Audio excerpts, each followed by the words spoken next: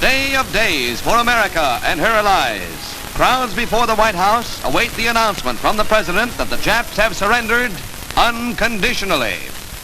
I have received this afternoon a message from the Japanese government in reply to the message forwarded to that government by the Secretary of State on August 11th. I deem this reply a full acceptance of the Potsdam Declaration, which specifies the unconditional surrender of Japan. In the reply, there is no qualification. Reporters rush out to relay the news to an anxious world and touch off celebrations throughout the country. It is 1945 and the Second World War is now over. Democracy defeated fascism, capitalism defeated controlled markets, and the United States saved the world from tyranny. After the war, the United States emerged as the most dominant global power and became the wealthiest country in the history of the world. The 1940s, 50s, and 60s became America's, quote, golden age of economics, a period of fiscal prosperity, growth of the middle class, and historically low levels of inequality. The wealthy paid their fair share of taxes, unions were at their strongest, and big banks, monopolies, and corporations were regulated.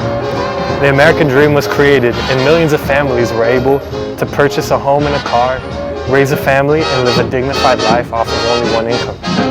Despite the progress made, however, there was still another side of the story in the country. I see 1/3 of a nation ill-housed, ill-clad, ill-nourished. That picture for you. In the midst of a most critical period in our nation, and the economic problem is probably the most serious problem confronting. There is this great wealth that I talked about, and that there's yet this great poverty. There are speeches made about the fact we're going to treat everybody equally, and yet we don't treat everybody equally. There's talks given, pronouncements made, and laws written that everybody's going to have an opportunity to have a job and have decent housing, and yet 43% of the people that live in the city of New York and live in this city live in dilapidated and run-down housing and are bitten by rats. 17,000 people bitten by rats, and the poverty in rural areas is worse. So, A second Bill of Rights, under which a new basis of security and prosperity can be established for all, regardless of station or race or creed. Among these are the right to a useful and remunerative job, the right to earn enough to provide adequate food and clothing and recreation, the right of every family to a decent home, the right to adequate medical care, and the opportunity to achieve and enjoy good health, the right to adequate protection from the economic fears of old age, sickness, accident, and unemployment, the right to a good education. All of these rights spell security. And after this war is won, we must be prepared to move forward in the implementation of these rights to new goals of human happiness and well-being. For unless there is security here at home, there cannot be lasting peace in the world. Fast forward the date to 1965, Johnson's war in Vietnam, however, heavily increased, and efforts towards ending poverty were dwarfed by growing military spending. This brings us to today, where levels of inequality are at its highest rates since the Gilded Age. U.S. billionaires own as much wealth as the bottom 50% of American society, and the United States child poverty rate is the highest among developed countries. Billionaires and large corporations control politics, flooding elections with millions of dollars to buy public offices. Unsurprisingly, because of this, the United States is the only developed nation to not guarantee health care to all citizens, leading to 250,000 deaths from poverty every year and 45,000 deaths per year from a lack of health care, making poverty the fourth leading cause of death in the United States. The number of deaths from a lack of health care for other countries, for other developed countries like France, Spain, and 32 others, is zero, while they spend a much lower amount of money per person on healthcare. Every night, more than 500,000 people sleep on the street, and low-income people have a 10-year shorter lifespan on average compared to wealthy individuals. These issues, however, are virtually never spoken of on the news, with the last mention of child poverty on the American presidential debate stage being 30 years ago. Because of this, recent entities around the country have revitalized the calls for economic rights from the pre-1960s era, such as Bernie Sanders, Tim Walz, Lena Khan, The Squad, and other organizations. In 2018, Reverend William Barber and Dr. Liz Theo-Harris revitalized the Poor People's Campaign, with key actors in the movement being the U.S. Congress, who can pass policies nationwide, state legislatures who could provide legitimacy to policies, and poor and low-income voters who will be the key swing voters necessary to create policy change. The Poor People's Campaign strategies include a 17-point policy agenda, consisting of an end to systemic racism, environmental decay, and rights to healthcare, housing, and living wages tied to inflation. Their mechanism to implement this is to mobilize poor and low-income voters who do not currently vote at high rates.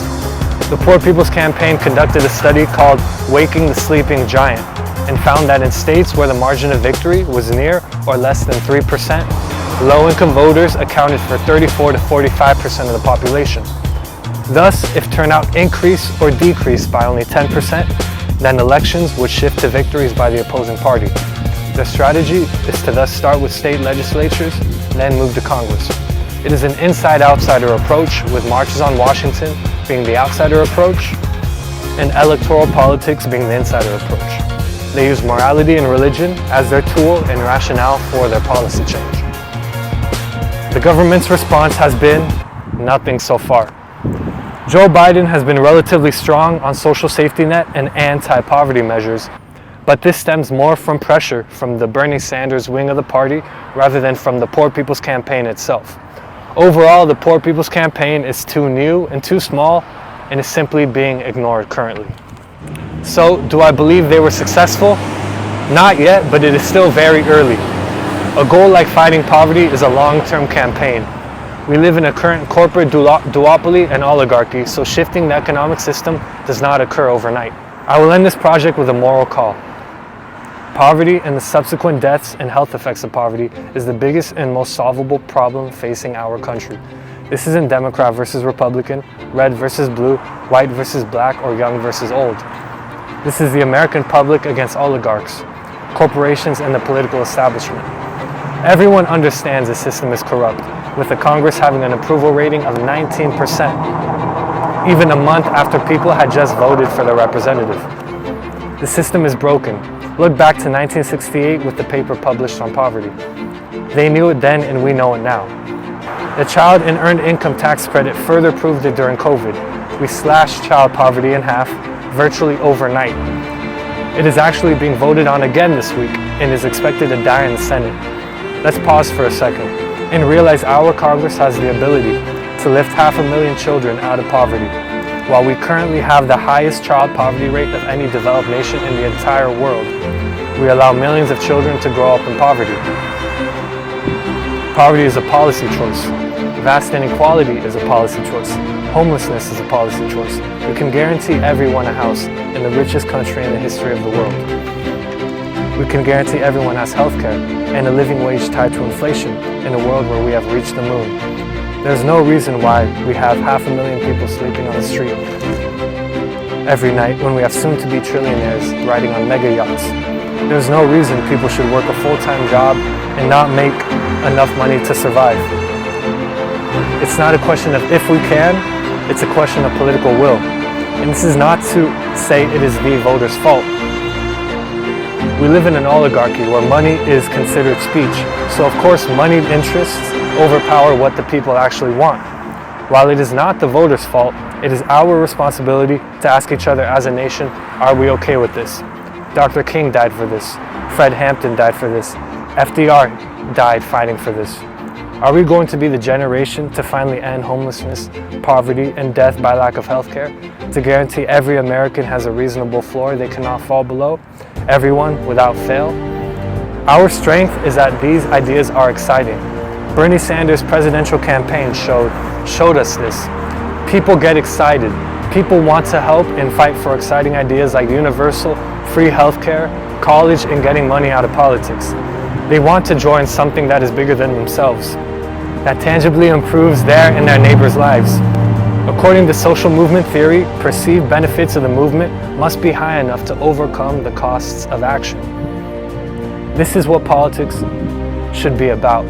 Government tangibly improving working people's lives. Instead of means-tested programs with work requirements and bureaucracy, economic rights for all are much more simpler, more streamlined, and more popular. It is why Social Security is so popular. This is why the modern Democratic Party's incremental, means-tested, race-focused, around-the-edges improvements don't excite people, and why elections against far-right fascists are even close. But an economic Bill of Rights does excite people. Guaranteeing housing to all, regardless of race, income, and any other demographic, does excite people. Ending poverty does excite people. This isn't utopian. We can do it. Some Nordic countries have virtually solved homelessness, given everyone health care, and they are much happier than any other country, with lower corruption rates. A better world is possible. Recent events show us this. The Nordic countries give us a model of what's possible. Some ending homelessness, all guaranteeing health care, more paid time off of work, less work hours, free higher education, and a higher standing of living and happiness. Countries in Europe are experimenting on a 4-day work week with great results. Even here in America, there's reason for hope. Governor Tim Walz, with a one-vote majority in Minnesota, did universal free school meals, legal weed, carbon-free electricity by 2040, 12 weeks paid sick leave, 12 weeks paid family leave, banned conversion therapy, red flag laws for guns, universal background checks for guns, automatic voter registration, free public college if you make under $80,000, a ban on PFAS, a forever chemical, $2.2 billion increased in K-12 school funding, and sectoral bargaining for nursing home workers, all in one legislative session. Lina Khan, as chair of the FTC, is bringing together Republicans and Democrats in fighting against corporate power, saving workers hundreds of billions of dollars by banning non-compete clauses, capping inhalers at $35, and breaking up huge corporate mergers. Because of her courage, however, billionaires and large corporations are donating millions of dollars to the Harris campaign, demanding she be left out of the next administration. Unions are the strongest they have been in decades. At the local level in my city, Santa Ana passed Orange County's first rent control ordinance, just cause eviction, police oversight commission, and recently began a homeless prevention program that will provide working families with extra income. This type of politics, whether it be FDR in the 40s, Lina Khan, Tim Walz, and Santa Ana today, is economic populism, and it transcends party lines, one that is not Democrat versus Republican, but is people versus corporate power. This is the strength of the Poor People's Campaign. Most people's day-to-day interaction with imbalanced power is not with the government, but it's with the economy. If we want true freedom and democracy, people need to feel free, not just when they vote, but when they engage in commerce and in the economy. Economic justice is the center of this. The Bernie Sanders campaign also, of course, revitalized millions of young people to get involved in this type of economic populism politics and run for office. In our country's history, the civil rights movement, the labor movement, abolition, women's suffrage repeatedly shows us change is possible. It's a matter of will, it's necessary for our democracy, and it's a matter of whether we have the courage, compassion, and political skill to truly fight for a better world.